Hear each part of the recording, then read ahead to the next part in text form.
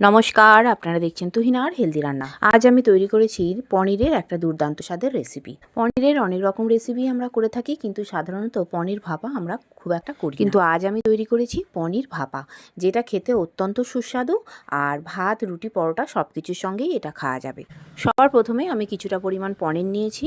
আমি এই পনিরটার ওজনটা বলতে পারবো না, কারণ এটা আমার নিজের বাড়িতে তৈরি। এখন এই পনিরটাকে আমি একদম ছোট্ট ছোট চৌকো চৌকো করে কেটে নেব।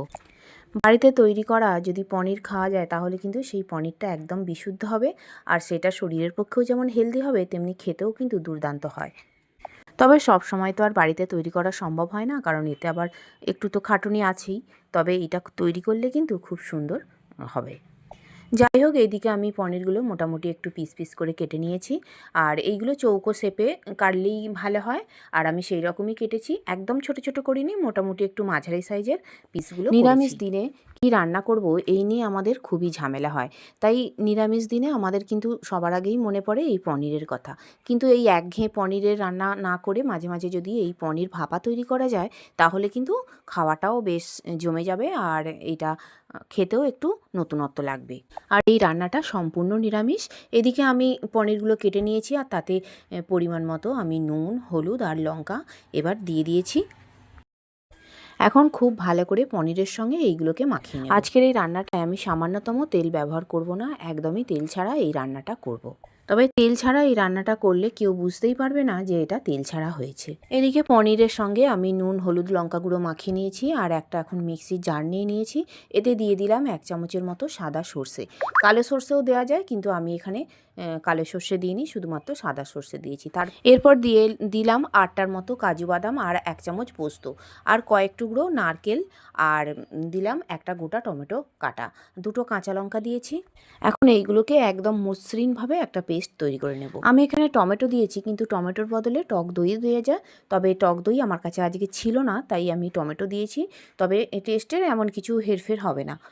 এদিকে আমার পেস্ট করা হয়ে গেছে, আর আমি একটা টিফিন কৌটো নিয়ে নিয়েছি। তাতে ওই নুন, হলুদ আর লঙ্কা গুঁড়ো মাখিয়ে রাখা পনিরগুলো দিয়ে দিলাম, আর এরপর আমি ওই সমস্ত মশলার মিশ্রণটা মিক্সির জার থেকে এতে ঢেলে দিলাম।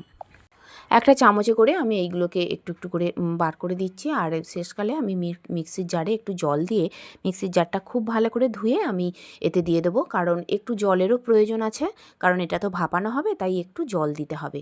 এখন আমি মিক্সির জারটা ধুয়ে এতে কিছুটা পরিমাণ জল দিয়ে দিচ্ছি। আর এই মিক্সির জারে বেশ অনেকটাই মশলা লেগে থাকে, আর এতে করে সেটা ধোয়াও হয়ে যাবে। আর এখন আমি জল দিয়ে দিয়েছি, এবার একটা চামচে করে খুব ভালো করে মিশিয়ে নেব মশলার সঙ্গে। এখন আমি এতে দিয়ে দিলাম একটুখানি চিনি, কারণ একটু চিনি দিলে টেস্টটা খুব সুন্দর হবে। আর হলুদটা একটু কম ছিল, তাই দিয়ে দিলাম একটুখানি হলুদ গুঁড়ো। আবারও ভালো করে সমস্ত কিছুকে ভালো করে মিশিয়ে নিলাম। আর এইটার মাখাটা যত সুন্দর করে হবে, ভাপাটাও খুব সুন্দর করে হবে। এখন আমি একটুখানি নুনটা ঠিক আছে কিনা দেখে নেব, কারণ নুনটাই আসল জিনিস। তো একটুখানি নুনটা আমি দেখে নিলাম, একটু কম ছিল, তাই একটুখানি নুনটা দিয়ে দিলাম। আবারও ভালো করে মিশিয়ে নিচ্ছি, মানে মাখিয়ে নিচ্ছি নুনটাকে। আর ওইদিকে আমি গ্যাসে কড়া বসিয়ে দিয়েছি, তাতে দিয়ে দিয়েছি জল। আর এইদিকে এবার আমার মোটামুটি মাখানো হয়ে গেছে। এর ওপরে আমি 2টো কাঁচা লঙ্কা চিড়ে দিয়ে দিলাম।